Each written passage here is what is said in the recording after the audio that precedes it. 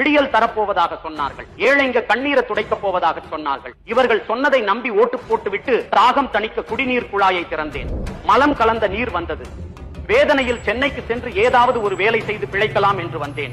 நான் வந்ததோ டிசம்பர் மாதம். சொல்லவா வேணும், பெய்த கனமழையில் பல அப்பாவி மக்கள் பலியான நிலையில் நான் உயிர் பிழைத்ததே பெரும் பாடாகிவிட்டது. இலவசமாக பேருந்து பயணம் என்றார்கள். அதை நம்பி பேருந்தில் போன என் தங்கையை பார்த்து ஓசி என்று ஏளனம் செய்தார்கள் இந்த விடியல் ஆட்சியாளர்கள். கூலி வேலைக்கு சென்ற என் மாமாவோ கள்ளச்சாராயம் குடித்து உயிரிழந்தார்.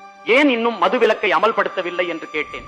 மாநில சுயாட்சி பேசும் விடியல் ஆட்சியாளர்கள் மாநில பட்டியலில் உள்ள மதுவை மத்திய அரசுதான் ஒழிக்க வேண்டும் என்று கூச்சலிட்டனர். வேதனையில் தனிமையை தேடி மலைப்பகுதியை நாடி சென்றேன். அங்கே மலைகளை காணும். கனிம வள கொள்ளையர்கள் மலையை களவாடி விட்டார்கள். வேதனை இன்னும் என் மனதை ரணமாக்கியது. என் வேதனையை போக்க களை பறியாமல் உழைக்கும் விவசாயிகளை பார்க்கலாம் என்று சென்றேன். மகனின் ஆசைக்காக கார் ரேஸ் விடும் இந்த விடியல் ஆட்சியில் விவசாயிகளோ தாங்கள் விளைய வைத்த நெல் மணிகள் மழையில் நனைவதைக் கண்டு